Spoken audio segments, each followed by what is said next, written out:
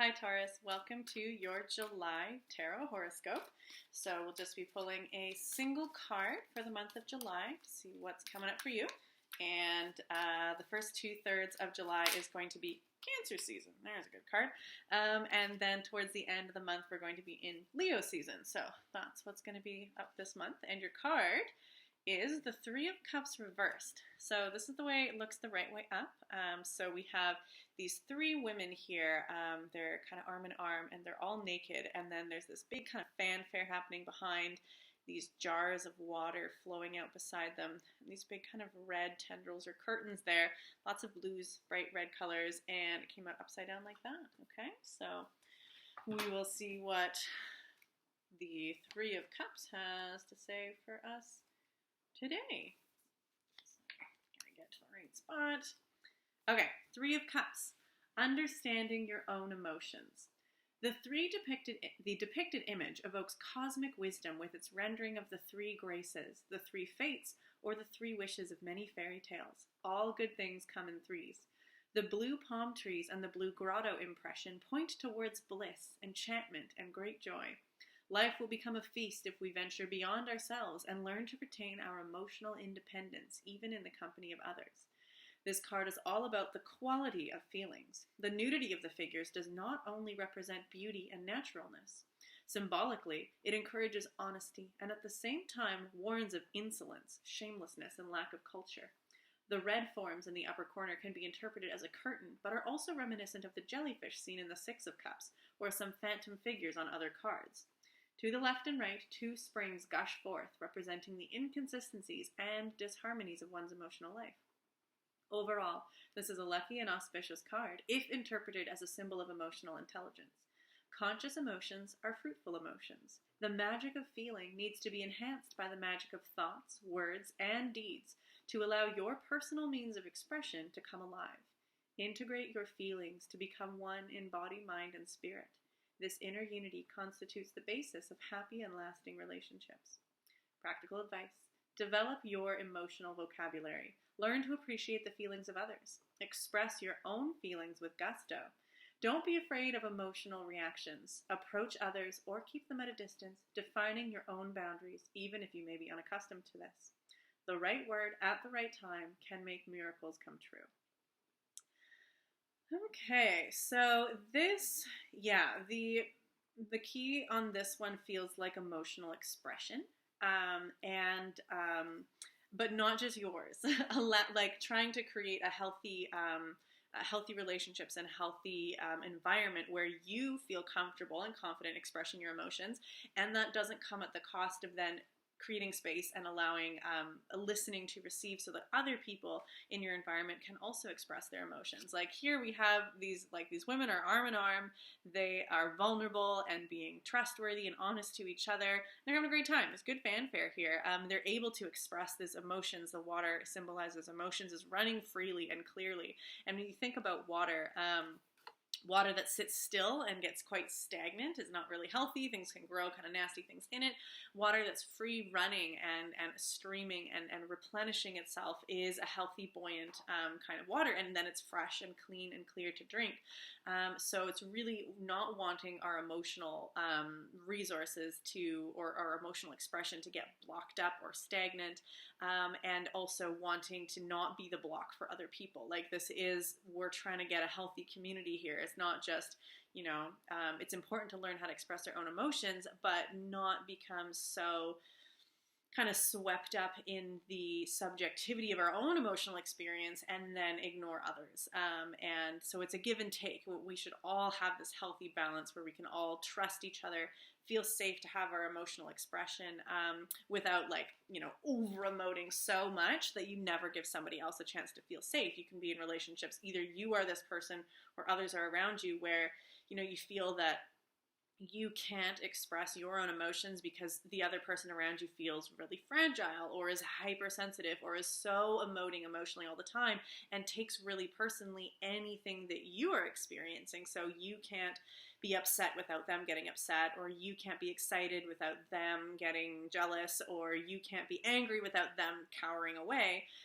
or the other way, where you might be so tuned in to other people and sensitive emotionally that you don't have those boundaries to know like that other people have their own emotional experiences, and it doesn't always have to trigger you or be about you, or you don't always have to resolve it. So we're trying to find that healthy balance where everybody is able to express comfortably, honestly, transparently, and thus, kind of perpetuating that healthy wellspring of emotions. So I think that we're working at it, but we're not quite there yet because the card is in reverse. So there is something about the relationships that you're kind of in right now, or the people that you're around, or your own kind of emotional experience that's maybe still a little blocked or still kind of learning. And what can happen also is if you are just kind of learning how to have that emotional expression, is if it's been blocked for so long, is it can come like punching out by the time you finally allow yourself to express. You may be so expressive. If you've held down anger for a long time, you might be very angry. If you've held down, like, it could gush out a lot, which then you need to be conscientious of the energy reserves of other people. Try to ask permission before you gush a lot of your kind of repressed emotions, or check in with other people to make sure that they're not having a trigger.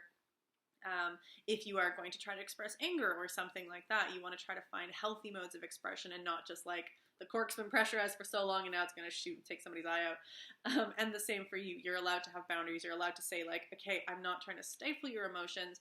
I'm not trying to invalidate you, but I don't have the capacity to deal with this, or I'm feeling like there's a lot that you're kind of putting out that I don't think has to do with me, and maybe, even suggesting like, maybe sometimes this comes out in a counseling situation or a scenario with an elder, somebody who's more experienced or detached from the emotional situation, so that they have the capacity to receive and they give permission to receive that much kind of outflow. And then by the time, things have been uncorked and things are flowing a little bit more comfortably, then it's easier to have those healthy balances in relationship with other people. But there's never any shame for you or for anybody else to need to have a little bit more professional help to deal with those emotions, because then it helps your friendships and your peers and your romantic relationships and family relationships stay comfortable and healthy and uncluttered with the like extremes that might be present.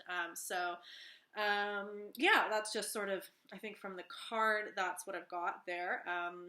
Yeah, expressing your feelings, appreciate the feelings of others, don't be afraid of emotional reactions, but you can still, that doesn't mean become a martyr and have to hold everything all the time for somebody else. So with that, the first 2/3 of this month is Cancer season, and so that's actually really great for this card of emotional expression and experience. Cancer is a water sign, so there's lots of emotions, and Cancer also can, when Cancer gets overtaxed or overburdened, can get really like locked up in their kind of crab shell. So there's this feeling of Cancer often goes through the swing of being overly, like, if it's unhealthy, you can be in the martyred emotional state, or it's just over caring, over giving, over emoting, and then getting burnt out and like getting crabby and like kind of having to hide away. So we're trying to avoid that cycle of being overly generous and then being burnt out and upset. We're trying to have a healthy kind of flow. So this does feel like this first 2/3 of the month or so is a really great time to be maybe being a little bit more, not insular, but like taking your time to sort out your own emotional capacity, your own emotional boundaries and health and comfort, and in like more of a like, I'm taking this time for me, I need to sort this out so I can be in healthy relationship with myself and with others, in that kind of beginning of the month. And then towards the end of the month, when we roll to Leo season, Leo is a lot more about expression. Leo is wants to be seen and wants to take what is in their heart and put it on display to, to shine and to gift that expression to others, and to also be a leader by example.